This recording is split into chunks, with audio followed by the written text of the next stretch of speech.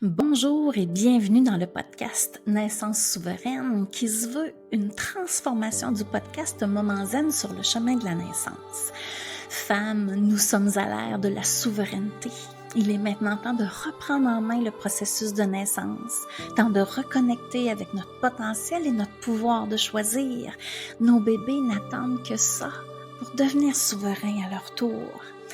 Il est maintenant temps d'assumer tes réels désirs de naissance avec toute ta capacité à accueillir ce qui est durant ce chemin de naissance. Je suis Geneviève Talbot, co-créatrice de Transformation Essentielle et j'accompagne les femmes à devenir souveraines dans leur choix de naissance. Allô, allô, bienvenue dans cet épisode de podcast. Aujourd'hui, je te parle de la communication avec bébé intra-utérine. Pendant la grossesse, il y a des choses des fois qu'on fait instinctivement. Moi, je le savais pas, mais je le faisais instinctivement. À mes 2 premières grossesses, on avait, mon conjoint et moi, on avait des jeux, nous autres, avec les bébés, avec le bébé à l'intérieur de moi. C'est sûr que c'était plus présent encore à partir de ma 3e parce que mon éveil s'est beaucoup passé là. Il y a eu plusieurs étapes à cet éveil-là, mais c'est à ma 3e grossesse que j'ai suivi ma formation de yoga et là, ça m'a ouvert un peu à des choses que je connaissais pas. À partir de ma 3e grossesse, vraiment, j'ai expérimenté. Là, c'est ce que je t'invite à faire. J'ai le goût de te dire, crois-moi pas sur parole. Observe ce qui est là, puis tu vas voir ce qu'il y en est. Ouvre ton cœur, ouvre ta conscience et observe. Donc, moi, à ma 3e, j'ai appris ça plus précisément, tu sais, qu'on pouvait communiquer avec l'âme de nos bébés. Hey, moi, je capotais.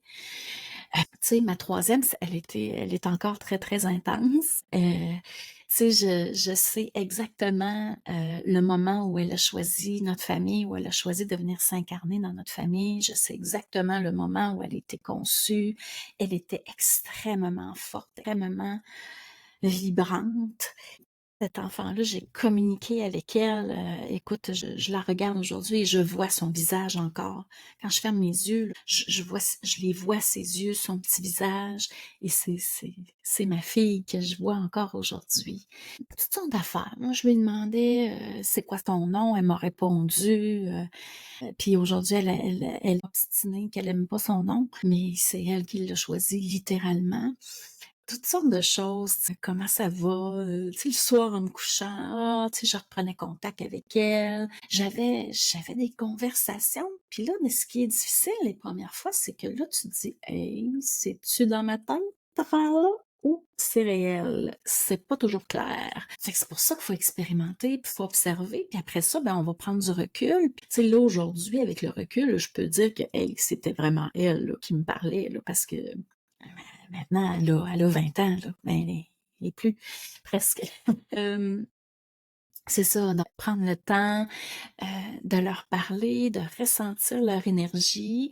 Il y en a qui vont leur faire écouter beaucoup de musique. Ça, c'est pas quelque chose que j'ai fait énormément. Moi, j'écoute de la musique tout court, mais de la musique vraiment pour bébé. On dit là que, les musiques de Mozart, entre autres, mettent, plein de belles choses. J'ai pas tous les détails là-dessus, mais tu sais, j'ai une autre maman, qui disait, elle avait fait une playlist qu'elle écoutait pendant sa grossesse et c'est une playlist qu'elle avait amenée à l'accouchement. Quand ça s'est corsé un petit peu, elle l'a fait écouter. Elle l'a mis. Ça l'a créé quelque chose dans le travail. Ça l'a permis de débloquer le travail. Ça faisait plusieurs heures qu'elle était au même niveau. Puis elle était en menace, entre guillemets, de césarienne parce que le médecin trouvait que ça faisait longtemps. Puis la maman faisait de la préclampsie. Vous pourrez aller voir son témoignage. C'est le témoignage de Marie-Soleil. Je me souviens pas de l'épisode, là, mais ça doit être autour de la 50e épisode environ. Il y a quelque chose qui se passe. Ne négligez pas votre impact. Puis le deuxième parent, là, que ce soit papa ou une autre maman, là, parlez-lui. Il vous entend. Votre bébé entend votre voix. Il vous a choisi comme parent. OK? Il veut être en communication avec vous. Il veut créer des liens. Les bébés, là, tu sais, à l'intérieur de nous comme adultes, là, on a des choses à travailler, on le sait. On sait, tu sais, il y en a qui disent, mettons comme moi, je vais dire ça pour me prendre en exemple. Moi, je dis souvent, je suis pas extrêmement patiente de nature. Ma patience, elle s'est améliorée avec les enfants. J'ai appris à me maîtriser. Je perds patience pareil. Des fois, j'ai perdu en masse patience aussi. Mais, tu sais, de façon innée, c'est pas en moi. C'est quelque chose que je dois cultiver énormément. Les bébés arrivent avec leur bagage, avec ce qu'ils doivent travailler. Peut-être que tu me crois pas, puis c'est OK. Mais même si tu me crois pas, t'écoutes pas cet épisode-là pour rien. Je t'invite à garder l'ouverture, mais je t'oblige pas à me croire. OK? Mais juste que je termine mon idée, c'est que bébé à l'intérieur du ventre, il arrive avec ses propres insécurités, ses propres peurs, ses propres expériences de vie passées. Moi, j'y crois énormément. Ça se peut que ça griche à l'intérieur de toi en ce moment, c'est OK, mais sache que moi, je le vois en soins énergétiques. Il y a plusieurs bébés qui ont peur de naître. Parce que le passage, là, on va se le dire, ça coince. Passer dans les chemins sinueux du bassin, là, et c'est intense, là, pour bébé. C'est noir, donc ils sont insécures, ils ont besoin de sécurité, ils ont besoin d'être soutenus. Puis j'ai le goût de dire, ils ont besoin d'être entendus. Ça peut être quelque chose que tu lui demandes, est-ce que tu as peur de naître? Tu peux y aller précis. Est-ce que tu as peur de quelque chose? Est-ce que tu as besoin d'être sécurisé? Est-ce que tu as besoin d'être rassuré?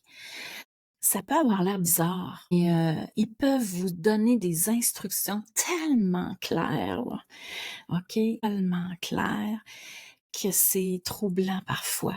Moi, des fois, ça m'est arrivé de recevoir une maman en soins et j'avais vraiment le sentiment, le feeling profond que ça se terminerait en césarienne. J'ai pas pu le dire à la maman parce que qui je suis, moi, pour dire à une maman, hey, hey, non, moi, je vais pas là.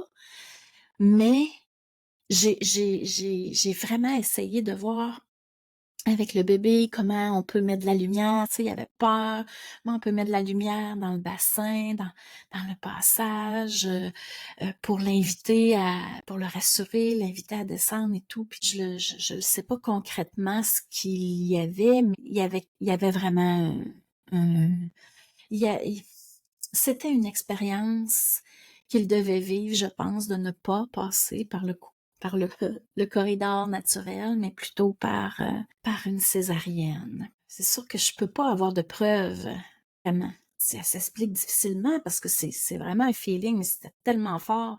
Et en même temps, c'est le bout du bébé. Ça, je vais revenir là-dessus, mais le chemin de naissance, il appartient aussi à bébé. Donc, si je reviens à la communication, tu peux valider avec bébé qu'est-ce qu'il aimerait, c'est ça, de quoi il a besoin, comment il va naître.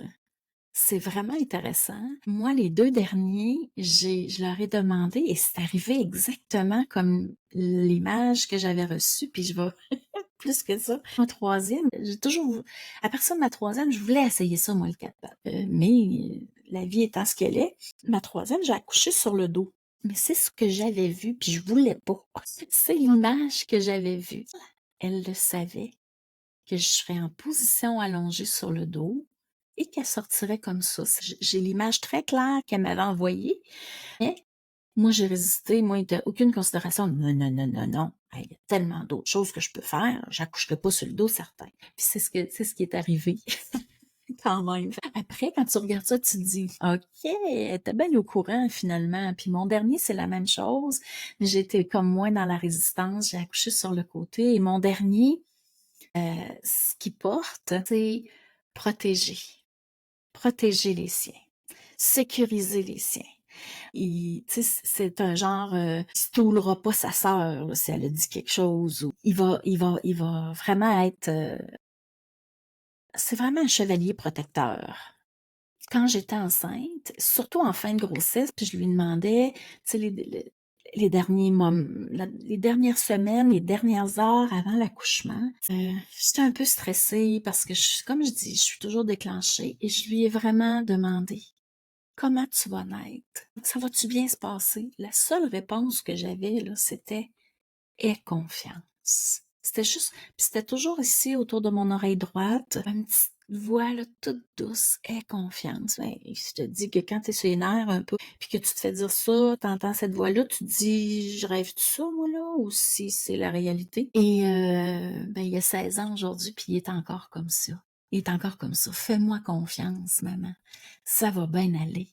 Et quand je me ramène dans cette énergie-là de, hey, je lui fais confiance. Hein? Je veux être souveraine. Il est souverain. Mais Colin, il porte ça en lui. Il l'a. Cet aspect-là on peut se fier. Fais-moi confiance, ça va marcher. Et l'accouchement, ça a été tout ça. C'est une façon d'apprendre à connaître bébé avant qu'il soit né. Encore là, je reviens. Expérimente. Y a-tu quelque chose, y a-tu une bride de ce que j'ai dit depuis le début qui fait du sens pour toi? Est-ce que pour toi, parce que des fois, là, c'est pas très terre à terre, là, ce que je viens de raconter, et puis en même temps, pour moi, c'est la réalité absolue. Mais je sais que pour certains, c'est comme, ben là, le bébé qui est dans le ventre, il y a comme pas de... Hein, il n'est pas encore un être humain, il n'est pas encore vraiment en vie, donc il se passe rien. Là. Moi, ça marche pas. Alors, parce que mon idée, ce n'est pas de te convaincre. Il n'y a rien qui convainc mieux que l'expérience. Puis si tu écoutes cet épisode-là, c'est parce qu'à quelque part, tu as envie. Il y a une partie de toi qui résiste peut-être, mais il y a une partie de toi qui a envie d'explorer ce côté-là. Et je t'encourage. Je t'encourage à le faire. J'ai le goût de te dire, comme mon fils me disait, aie confiance, fais confiance. Ce que tu as à apprendre avec cet enfant-là, ça va se présenter dans la simplicité. Tu n'as pas besoin de forcer rien. Tu as juste besoin d'expérimenter dans l'ouverture, pas dans le contrôle, puis pas dans le test. Hein, un peu dans le contrôle, là, mais tu sais, je vais tester, je vais lui demander comment qu'elle veut naître, puis je vais voir si c'est vrai l'affaire. C'est un peu ça qu'on fait, mais ça, mais c'est pas l'énergie du test, c'est une énergie de contrôle. On veut contenter notre esprit que, hein, je te l'avais dit, ça fonctionne pas. Ou, tu sais, il y a comme on appelle ça un Thomas, hein? On est Thomas. On appelle ça un Thomas. On est Thomas tant qu'on l'a pas vu, tant qu'on l'a pas expérimenté, on le croit pas. Mais des fois, quand on veut absolument mettre en échec quelque chose, il y a des mécanismes qui embarquent, puis on s'organise pour trouver la faille. Donc, c'est plus exploration avec détachement, esprit ouvert, le cœur ouvert. Et si tu ne ressens rien, ou tu n'entends rien, ou tu ne vois rien, c'est comme ça en ce moment, mais sois à l'affût. Il y a des signes, mais des fois, on ne les voit pas parce qu'on n'est pas à l'affût. Dans l'épisode de podcast où j'explique le choix du prénom de mes enfants, c'est dans les premiers épisodes, là, j'ai pas le numéro, là, mais tu sais, c'est autour de 10, 15, 16, là, quelque chose comme ça.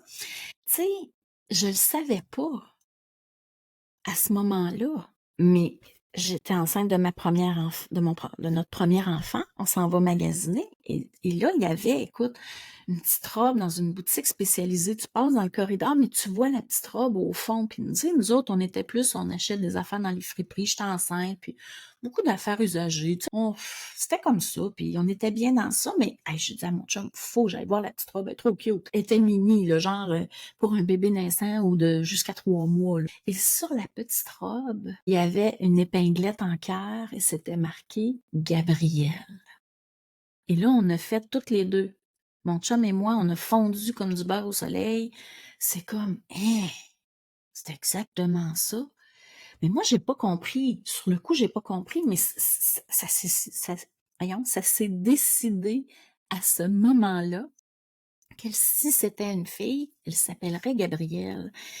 Et quand j'ai fait ma formation en yoga prénatal, et là, j'ai flashé. Là, j'ai compris. C'était Gabrielle qui nous envoyait un message que son prénom, ce serait ça. Parce que c'est cette vibration-là, elle, qu'elle avait besoin. Et c'était pas aucun autre nom. Si j'avais été plus éveillée, plus consciente, j'aurais dit « My God, j'attends une fille et elle va s'appeler Gabrielle ». Mais à ce moment-là, j'avais pas cette conscience-là, j'avais pas ces connaissances-là, j'avais pas cette ouverture-là, puis c'est pas grave, il y a rien de grave. Tu sais, on évolue, puis à ma 3e, écoute, ben c'était ça. Ça a été... je savais, on ne savait pas de l'échographie, mais je le savais. Parce qu'elle me l'a dit que c'était une fille, qu'elle s'appellerait Élise, et que ça prenait un Y dans son nom parce que ce n'était pas un I qui allait là. Tu sais, avec le recul, on comprend des choses. Donc, sois ouverte et ouvert et regarde, sois à l'affût, en fait. Il y a des petits signes comme ça par rapport au prénom ou une petite intuition qui devient « Oh mon Dieu, il y a une pensée qui a traversé ton esprit. » Ben voyons, c'est peut-être bébé qui te fait des petits signes et tout. Observe. Voilà, c'est le mot de la fin. Je me répète, mais c'est tellement important. Si tu as le goût d'apprendre à connecter davantage avec bébé, je peux peut-être t'accompagner dans tout ça. Ça peut être des fois au niveau d'un soin énergétique, ça peut être au niveau d'un programme d'accompagnement en préparation à l'accouchement. Tu peux aller voir sur mon site internet. Tu peux aussi écrire par courriel, par Messenger, me contacter pour qu'on puisse en discuter, voir où t'en es dans tout ça. Alors, je te dis à bientôt. Je te souhaite une belle journée ou une bonne soirée. Bye! Avant de quitter, j'aimerais te faire savoir que mon programme en ligne de préparation à l'accouchement, Bulle d'amour, est fin prêt. Si tu as le goût ou que tu sens le besoin d'avoir tout ce qu'il faut pour te préparer à ton accouchement, et ce, dans un même endroit, je t'invite à consulter mon site internet genevièvetalbot.com pour avoir tous les détails. Je t'ai concocté un programme complet de préparation à la naissance à te procurer idéalement au plus tard vers 25 semaines de grossesse. N'hésite pas à prendre rendez-vous pour un appel connexion avec moi pour que tu puisses valider si mon offre est idéale pour toi.